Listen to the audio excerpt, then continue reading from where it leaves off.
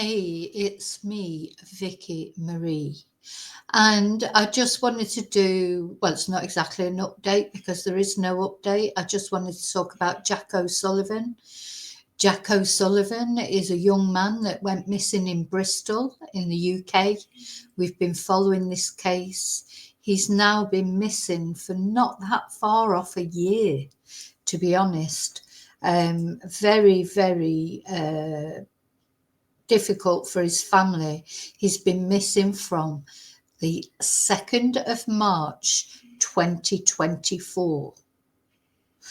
Let's just have a look at it. This is the missing website. Find Jack. Have you seen Jack O'Sullivan? He was 22 the time he disappeared after going to a party in Hotwells in Bristol. There's various CCTV footage of him.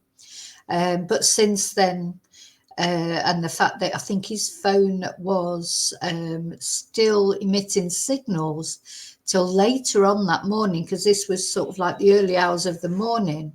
But since then, he's not been seen or heard of. His family are desperate.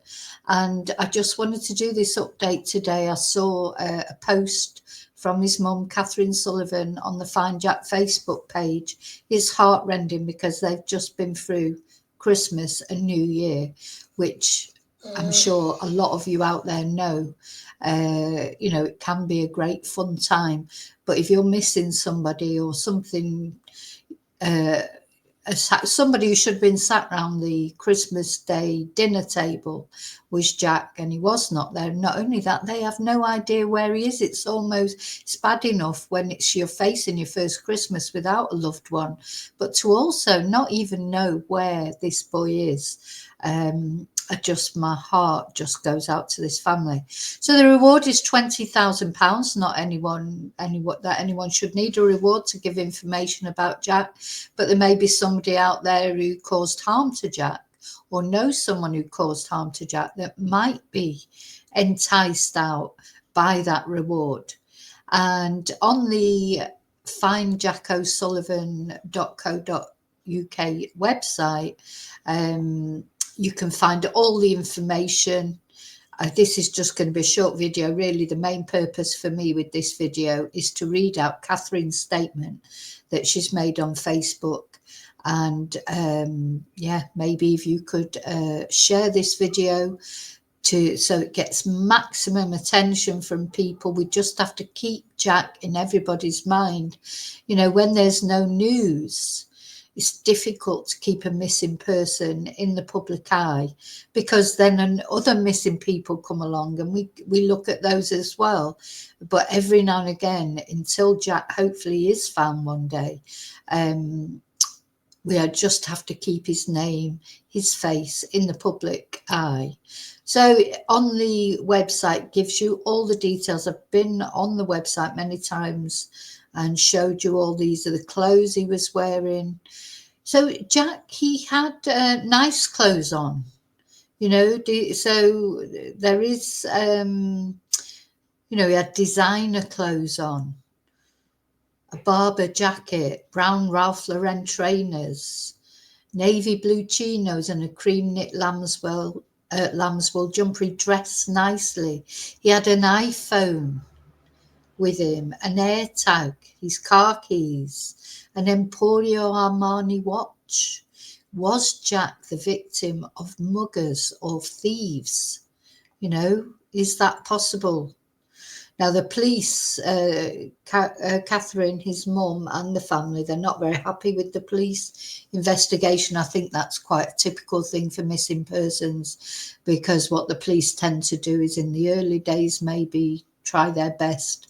And then as time goes on, no clues. The police seem to think he's gone into the river. There's a lot of water near about, and it is a possibility, of course. And I don't think Catherine, his mum, is discounting that completely as a possibility, but she's trying to look at other avenues as well. She thinks the police are blinkered, not looking enough outside the box, because it's an unfortunate reality. Most young men that go missing nearby water do end up in the water. but not all of them, of course. So, yeah, go and have a look at the website, maybe share it. Maybe if you live near about, you can also download posters on there. So none of Jack's items have been found. You can see a timeline here. At 1 a.m., Jack messaged his parents with plans to get a taxi. 3:17 was the last confirmed sighting of Jack on CCTV on Brunel Lock Way, the junction of Brunel Lock Way and Brunel Way. 3:24, he attempted to call a friend who was still at the party. 3:25, there was a likely sighting of him on the Plimsoll Bridge, heading towards Bristol city centre. 3:30, his friend called back, but the call was disconnected after Jack said hello. That's quite odd to me, because obviously if he's in the water, he's not going to be answering the phone. So that's strange, isn't it? Did somebody mug him for his phone, possibly? Anyway, at 3:39, he was seen walking along Bennett Way. 3:40 was seen on CCTV on the Bennett Way slip road, heading towards Hotwells. 5 a.m, Jack's parents noticed he wasn't home. 5:40, his phone placed him at an address in the Granby Hill area. Now, was that actually Jack there? Was it just the way the phone pinged? Had somebody taken his phone? You know, what is that? Strange, isn't it? And then Jack's phone apparently remained active on the network until 6:44. So there you go. They've got a map of his last movements, the CCTV footage where he does look drunk. I don't know, or maybe he always, but he looks like he's walking strangely. Maybe his drink has been spiked. Maybe he was drunk. And yeah, you can download posters if you live in that area or anywhere where you think you can hand out posters that might attract attention. Please go on there and do that and share his story. That's the main thing, isn't it, that they want? They want Jack's story to be shared. So on that note, I just want to now look at the Facebook page and read out to you Catherine's, let me just make sure that's up there. Yeah, read out to you Catherine's message that she's just put out. So she's been very quiet over Christmas. I expect it was a nightmare. Well, I'm going to read out to you what she said. Just to say, sorry, just let me have this. I've still got a little bit of a sore throat. I'm a lot better.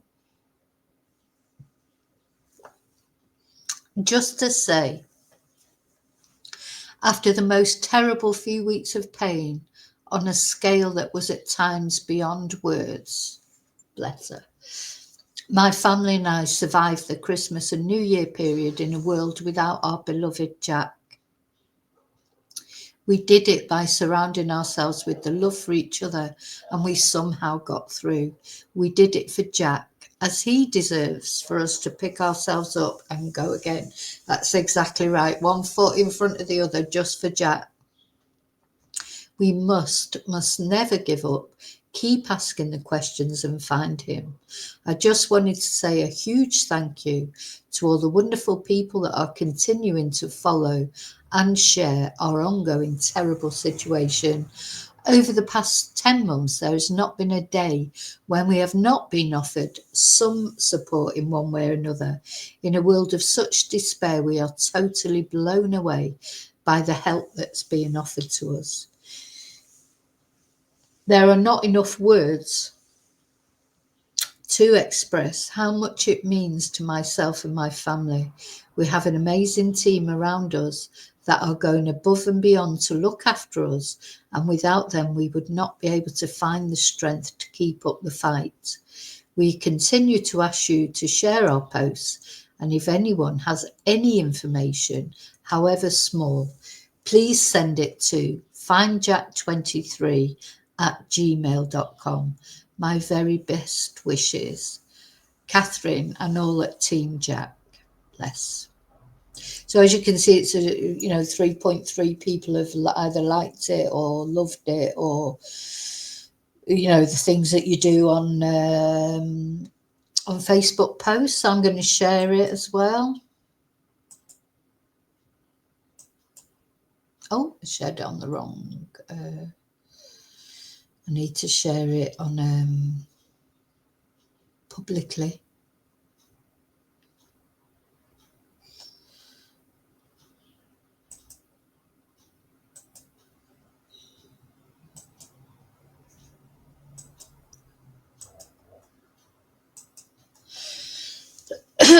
So that's the purpose of this video, just to remind everybody Catherine O'Sullivan and the family are still looking for Jack. Jack is still not found. And let's hope that this month, January 2025, in this new year, something will come to light where at least Catherine gets some answers. I'm sure, it's they want it to be a positive outcome, but just any outcome is better than this interminable torment and suffering, I think, that they're going through.